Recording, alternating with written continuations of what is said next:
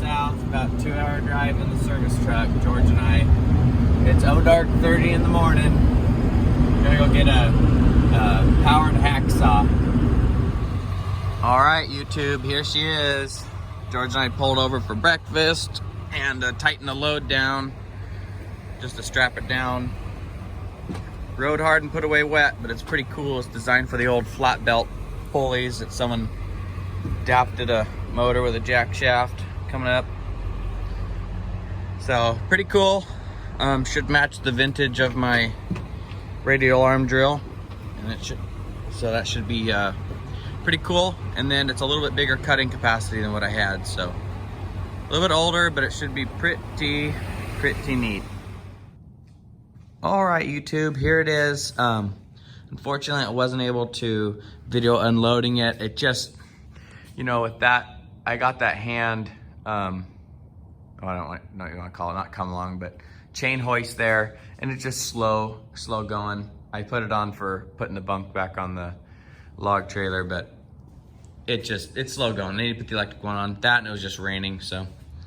Anyways, here it is. Best I can tell is it's a Adkins. I believe it's a 14-inch. It might be, I don't know if it's from the length here, if it's the length of stroke. I'm not exactly sure on that yet. I'll have to find out. In fact, I'll post a picture of the ad I found on at least Adkins power hacksaws.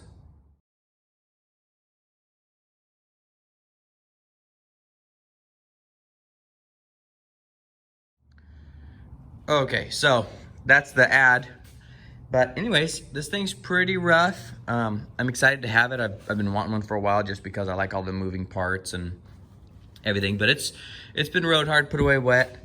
Been broken here. It's got some brazing and stuff added here, so it's been broken here a few times. Brazing there. This has been built up with some brazing. The legs, both sides of the legs have been broke off at one time, and brazing here. I mean, this thing has probably cut a lot of metal, but best I can tell, this thing's from the 20s, maybe early teens. This whole assembly here was an addition. Originally, it would have had flat belts coming from the ceiling with the line shaft coming down to run them. Obviously, that's outdated and no longer a thing, so someone probably put this jack shaft on this motor, which is perfect for me. And it should look really cool next to that radial drill when I get it all done. And I'll probably move everything around and get them side by side. But yeah, it's got a lot of stuff that's additions that I probably are not gonna do anything with. This is the clutch assembly. It's not hooked up because it's direct drive, but it disengaged the pulleys here because they'd be constantly spinning from the line shaft coming down from like a steam engine. And this would be the trip lever here. Somehow there's pieces missing, but when this would come down, chunk, it would disengage the clutch, so it's not sitting there still running.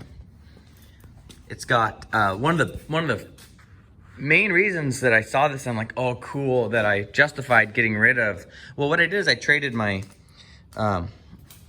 little bandsaw. I used to have the blue one. I'll post a picture on that real quick for you guys.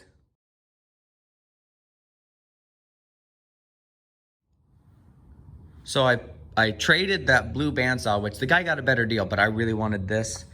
I traded him for because this also had coolant. Now I don't know if it works right now, but if you see here, right there's a sump. You can't quite see in there, but it's the sump, and there's a pump that's run off the camshaft right here. Now I don't know if any of this works right now, but and it would pump coolant from the pump through this hose and come to here and put coolant down, and then collect, you know, in this tray, run down, and then this is the sump, or not quite the sump, but it catches the heavy particles, go to the bottom, the swarf goes to the bottom, which is medical particles. The coolant, the clean coolant, comes into here and it gets repeated. Now this is actually full of swarf, so this is probably also full, but it's got power down feed. I don't know if it quite works or not. It's not moving right now down, but I did go down earlier. I don't know if it's got grease in there. It's got a grease circle on top, so I don't know if it's filled with grease. And And it was supposed to have cool, I don't know anything about that yet, but anyways, pretty interesting. It also looks like it has some weird rod, and I don't know if it's just a bracing, but it moves. And I think it's supposed to, when it's cutting, it's actually supposed to help squeeze even tighter on the part. So, you know, like I said, I'm not quite 100% sure. I can tell you there's no on-off switch, so that will definitely be fixed. I'll probably end up making a bracket, you know, or something with a on-off switch that I can get to. And I would like to eventually hook up this trip lever though. It'd be kind of cool when it comes down, shuts off. It wouldn't, the motor might still run, but the clutches and everything, you know, spin. I think that'd be neat. But anyways, I'll shut this off, this camera off here. And oh yeah, you can see it's got homemade jaws on it too. That will need fixed. I don't like that at all. A bunch of stuff added. You know, people bolt stuff on and, you know, try to get the same height across. But I think I'll go ahead and turn it on. I'll shut the camera off, I'll turn it on, and then we'll catch back up here and watch it work. All right, YouTube, well, here it's running. This is a counterweight.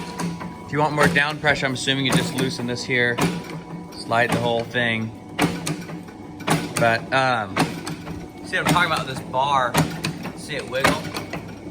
Everything's sloppy and worn out, but I think it's meant to even put extra pressure on whatever you're cutting so it doesn't kick itself out of the jaws. But you see it raises and lowers, and what that's doing is it's cuts on the backstroke, and then as it comes forward it lifts up so the saw doesn't drag, and then comes back and cuts.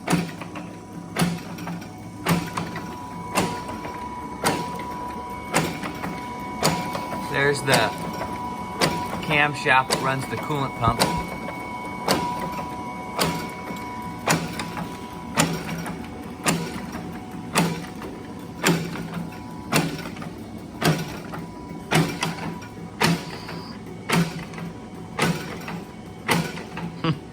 Pretty neat.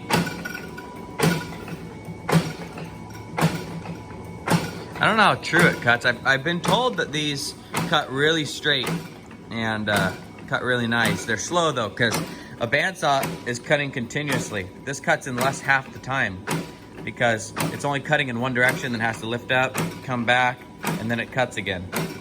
So a little slower, but you know, really cool. You don't see these every day. You can get a bandsaw anywhere. You don't get one of these just anywhere. Even just got oil cups on the electric motor.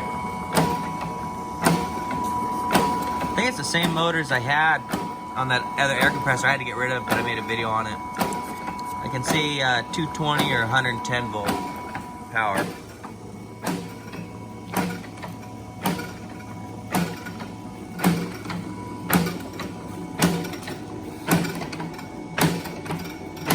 You put oil on top there, right there. That's the oil reservoir, holds oil, so that it's constantly running back and forth.